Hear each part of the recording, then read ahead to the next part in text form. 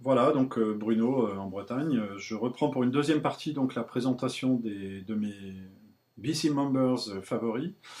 Donc pardon d'être si long, hein, j'ai mis une demi-heure déjà pour la première partie, donc là c'est la deuxième partie. La première partie vous la trouverez en lien dans la présentation de cette vidéo. Alors, euh, le suivant, donc là nous sommes en Grande-Bretagne et il y a un fringant moustachu qui doit avoir la cinquantaine, qui présente. Alors lui, c'est un DJ, il est professionnel et il présente. Donc il fait une émission qui est très très mise en scène, très très structurée, très très bien faite. On sent que c'est du travail de pro. Même il a rien mis depuis 2 3 mois là, je crois. Et donc son prénom est Sean. Et donc il présente des analyses de disques où il présente ses meilleurs disques sous le nom de The New Vinyl Review. Et voilà, donc là je vous présente Alabama Shake, hein, qu'il a conseillé un jour dans un de ses films. Et alors, la particularité de notre ami Sean, c'est il est DJ pro, donc il a gardé des, comment dire, les disques vinyles toute sa vie, puisque il a fait, il a fait des présentations dans différents cadres à toutes les époques. Et alors lui, c'est le spécialiste des plaisirs coupables, guilty pleasures.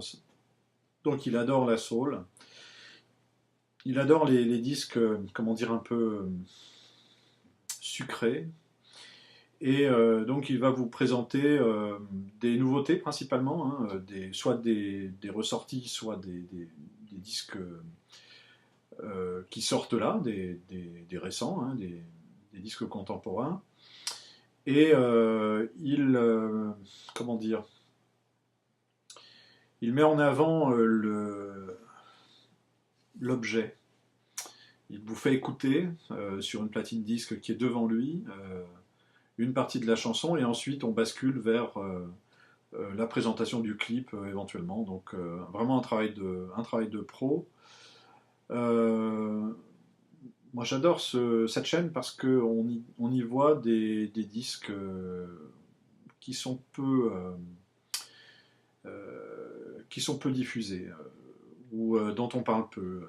Récemment Jane Weaver par exemple, alors que je n'ai pas encore, mais qui a vraiment fait un disque formidable l'année dernière, qui est un disque de soul britannique. Et voilà, donc c'est typiquement Sean New Vinyl Review. Alors, toujours en Angleterre, euh, une ambiance sombre, c'est pas très éclairé. Une personne, parfois deux, il fait souvent un duo. Donc c'est Marc. Et Marc, sa chaîne s'appelle Dr. Rhythm. Alors pour des gens comme nous, c'est totalement impossible à écrire, donc il faut bien mettre les H là où il faut. Alors Dr. Rhythm, c'est quelqu'un qui va présenter à la fois des vinyles et aussi de temps en temps des comment dire des CD et qui va être dans le soul, dans le jazz principalement, euh, quelquefois dans d'autres domaines aussi, mais principalement là-dessus, et qui a pris l'habitude, alors je ne connais pas le nom de son ami, mais de faire des présentations en duo avec une autre personne. Donc chacun présente un disque à tour de rôle. Et voilà, donc c'est vraiment sympa à regarder.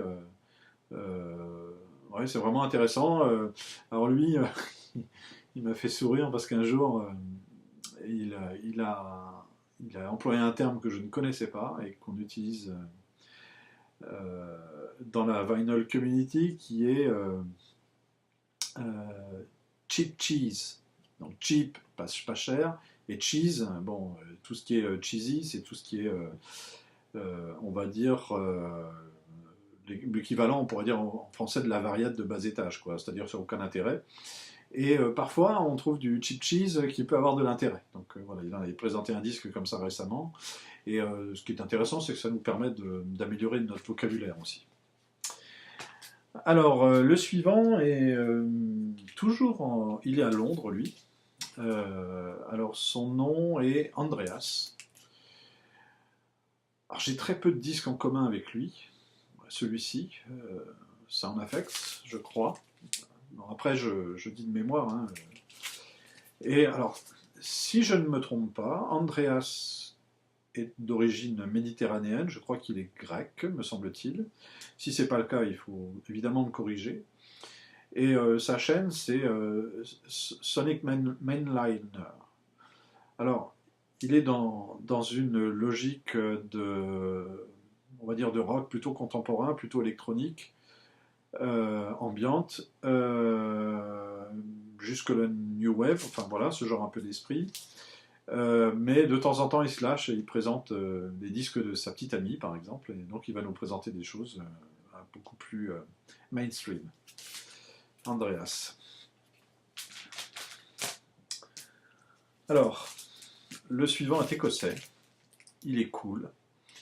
Il s'assoit, je crois, par terre pour présenter ses disques. Il éclaire comme il peut, c'est pas son problème. Et donc il présente, même parfois pendant ses pauses de travail, je crois qu'il est postier, semble-t-il, parce que ça arrive qu'il ait sa tenue, son uniforme. Et donc c'est Kev. Alors le nom c'est Doc Strangely Strange. Alors voilà, donc lui on est vraiment dans l'esprit.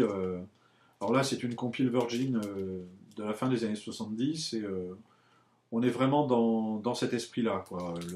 Le indie rock, indie pop. Et ce qui est intéressant avec Kev, c'est qu'il a tendance à donner son opinion. Donc, il a reçu récemment ce qu'on appelle VCLT. Alors, VCLT, je ne sais pas ce que ça veut dire. Mais le principe est que vous avez un membre de la vinyl community que vous aimez bien. Et vous allez lui adresser quelques disques, voilà, gratuitement. Donc, et la tradition, l'habitude fait que vous en recevrez ensuite de sa part.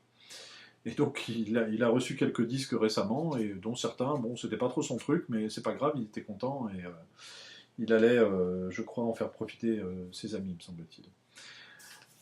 Alors le suivant est irlandais. Alors lui, il est dans le trio des plus sympas. Ben Costello, c'est son pseudo. Alors Ben, il va vous présenter des musiques, voilà, Martin Stephenson, j'en ai plusieurs, donc je les montre, j'en profite.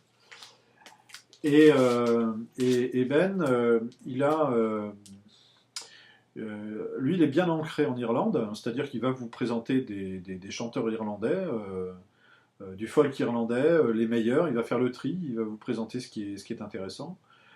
Donc là, il y a vraiment des choses à apprendre hein, sur ce pays-là en particulier, sur cette musique-là.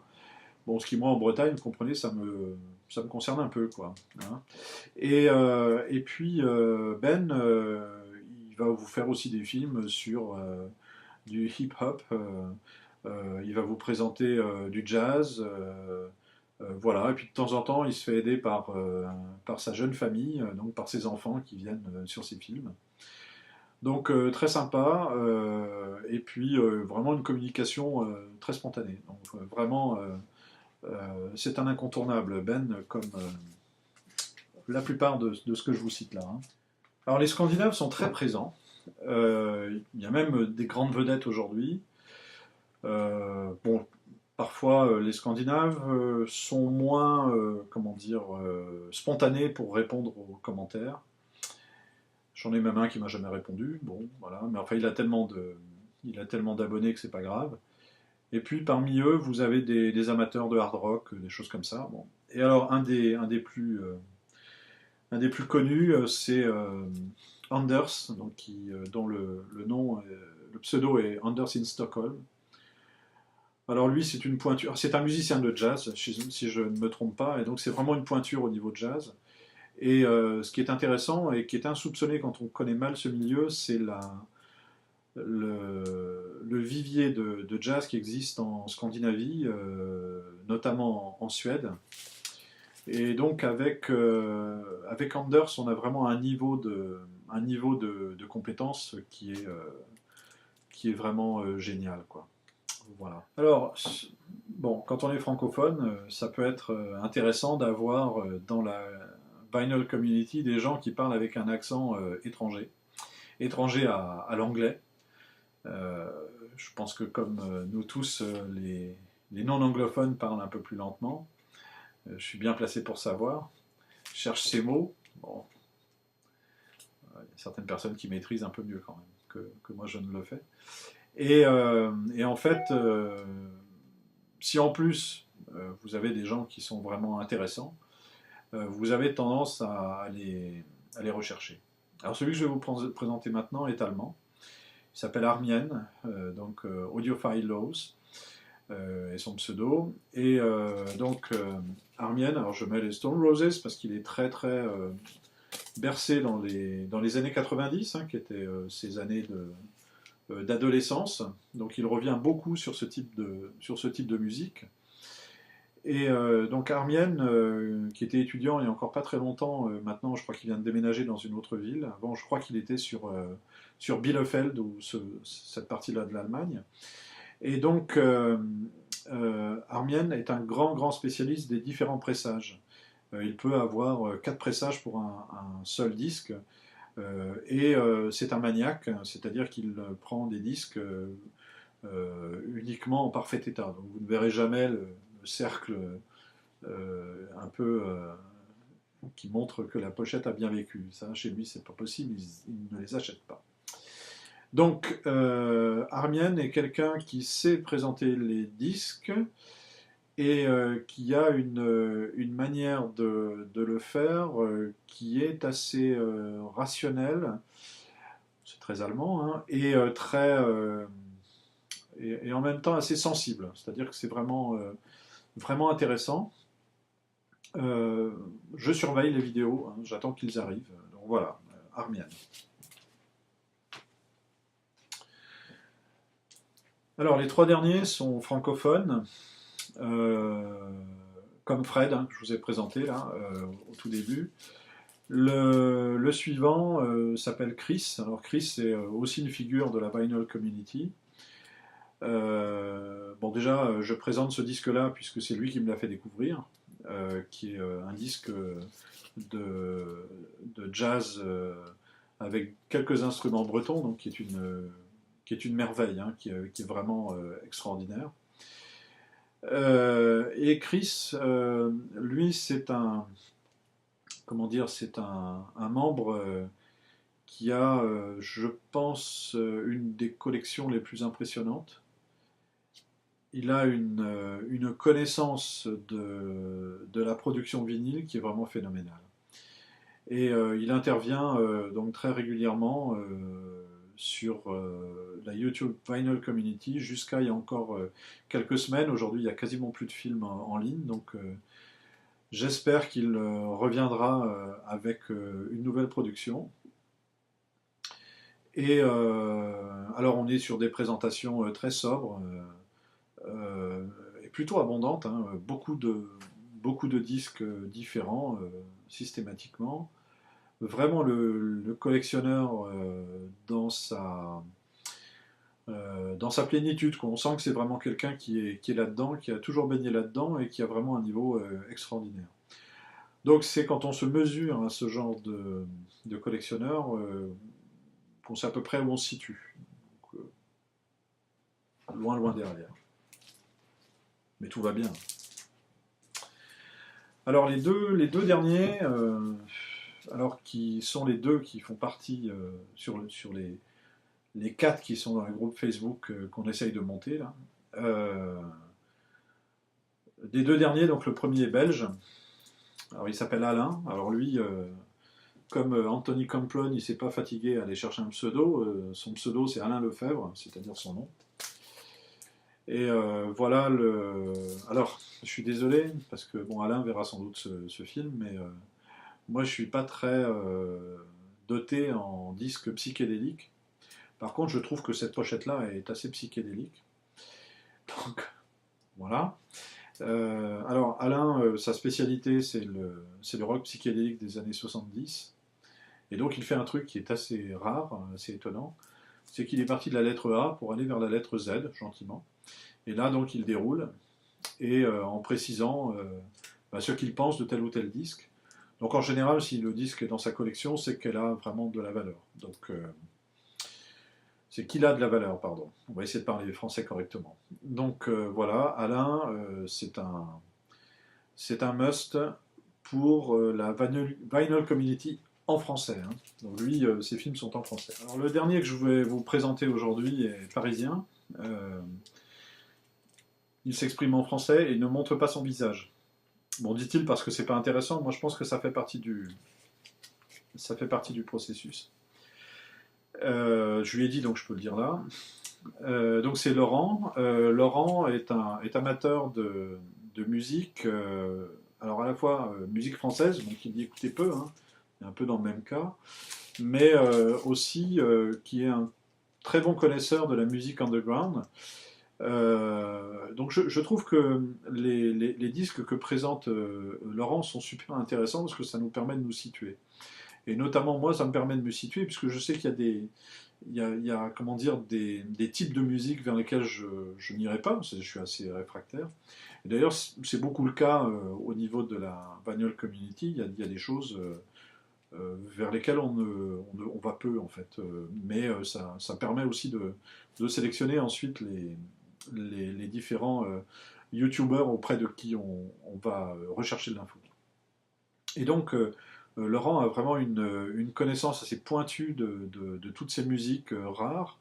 Et pour discuter avec lui sur le groupe Facebook, on se rend compte aussi qu'il a une profondeur de connaissance qui est assez rare et qui est super intéressante. Donc il ne faut pas lui sortir un artiste, puisqu'il va vous en sortir un autre dont personne n'a jamais entendu parler, et qui est quasiment son voisin de palier, quoi. Donc voilà. Suivre Esther Vinyls, c'est super intéressant. Ça permet de découvrir des disques assez rares. Et en même temps, il a fait récemment là, un film sur Bashung et sur Gainsbourg, donc qui était vraiment intéressant parce que ça permet de faire le point sur des grands artistes comme cela. Alors voilà, donc moi j'ai produit quelques vidéos en ligne en anglais. Je n'ai pas décidé si je vais continuer encore. Je vais m'arrêter pendant quelques semaines là. Et je verrai si ça me manque. Il n'est pas exclu, ça me manque un peu quand même. Et en tout cas, je n'ai pas non plus décidé de savoir si ces disques allaient rester en ligne ou pas. Comment dire? C'est une expérience qu'on est heureux de faire. Donc, vraiment, si vous avez quelques notions d'anglais, ou même faites-le en français, hein, il ne faut pas hésiter à faire des vidéos et à présenter. Et n'oubliez pas une chose, c'est que pour quiconque fait une vidéo en ligne, on mesure moins l'intérêt de faire des vidéos par le nombre de personnes qui voient le film que par le nombre de commentaires. Donc c'est vrai que systématiquement, on encourage les personnes à s'abonner et à faire un commentaire, éventuellement à liker ou disliker d'ailleurs, pourquoi pas. Et puis c'est aussi, alors chez nous, hein, les Français, c'est aussi quelque chose qui peut être assez fragile par moment, puisque c'est pas dans nos habitudes que de s'exposer comme ça. Voilà. Donc bienvenue dans la Vinyl Community et j'espère que vous y trouverez ce que moi j'y trouve et voilà, profitez-en. Kenavo.